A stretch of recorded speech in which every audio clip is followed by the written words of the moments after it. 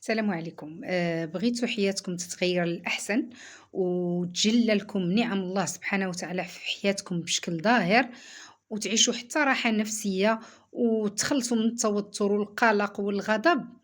مارسوا تمارين الامتنان. حنا كاملين كنحمدوا الله وكنشكروه أكيد على النعم ديالو التي لا تعد ولا تحصى، ولكن حنا كنشوفوا في الواقع وفي إطار التحديات اليومية كنساو أننا نمارسوا هاد الشكر شعوريًا وكتابةً وقولًا.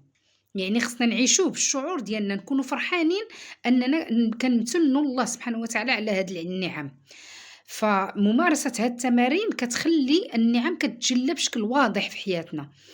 شوفوا الله سبحانه وتعالى كيقول لنا في كتاب الحكيم: "وإن شكرتم لأزيدنكم."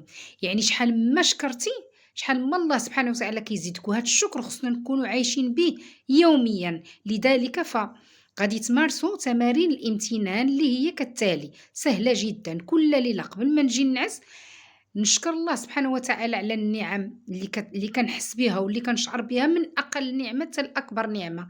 من نعمة ديال كأس الماء عندك كتقدر تشربوا بسهولة وكاين عندك هاد الماء موجود، حتى للصحة اللي كتمتّع بها، حتى الأعضاء ديالك إلا كانوا عندك، أي النِّعَم ديال الله سبحانه وتعالى لا تُعَد ولا تُحصى على أي واحد اللي ما عندوش الأعضاء ديالو، عنده هذاك الكويز د الما كيقدر يشربو، كيتنفّس الهوا بلا ما يكون داير الآلات باش يتنفّس. كي اللي المهم ما نقدرش نعدّد النِّعَم لأن كل منا يمتلك نِعَم لا تُعَد ولا تُحصى كيفما كانت حالته. يعني يعني الشكر خصو يكون باستمرار ونعيشو حتى بالمشاعر ديالنا، ماشي تا كتجينا واحد النعمة عاد كنقول الحمد لله على هاد النعمة، ولا تا كنكون كنهضر مع شي حد عاد كنقول الحمد لله على هاد النعمة، أولا ملي كنشوف شي واحد ما عندوش ديك النعمة عاد كنقول الحمد لله. بينما اللي خصنا نعيشوه باش تزيد هاد النعم تجلى في حياتنا وكذلك كتأثّر علينا حتى نفسيتنا كتكون مزيانة، هي نمارسوا هاد التمارين ديال الامتنان.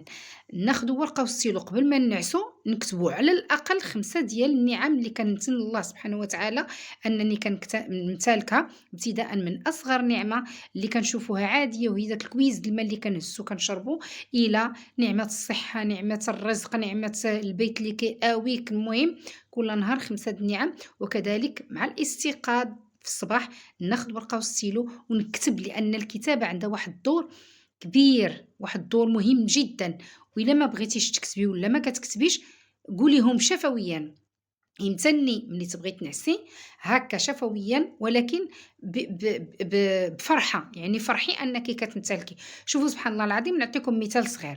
بحال دابا أنتِ جيتِ عطيتيني هدية، عطيتيني واحد الكادو، وأنا نشد داك الكادو غنحطّه، نقول لك شكرًا وغنحطّه. داك الإحساس اللي غادي نرجع لك ماشي شي إحساس اللي زوين. بينما إلا شديت داك الهدية وبقيت كنقول واو شكرًا، عرفتي محتاجاها، شكرًا ليك بزاف وفرحانة وكنطير بالفرحة، أنتِ كيوصلك واحد الشعور اللي زوين، وتقدري تبقاي زعما تشجعي تعطيني كادو مرة أخرى، ونقول لك عرفتي هاد الكادو شحال مهم وغادي يعطي أهمية كبيرة في حياتي وغينفعني يعني كنعبّر هكا قولًا وكنطير بالفرحة وكنقز وفرحانة.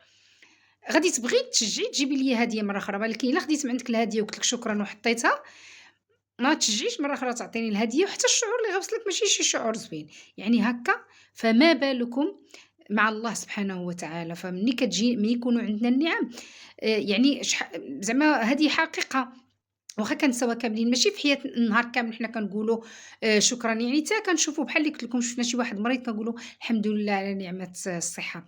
بينما لا، باش تجلى عندنا النعم بشكل كتير ويزيدنا الله سبحانه وتعالى منا نشكروه كل نهار، يكون عندنا هذا حياء، يعني كنعيشوا بهذه المسألة هذه.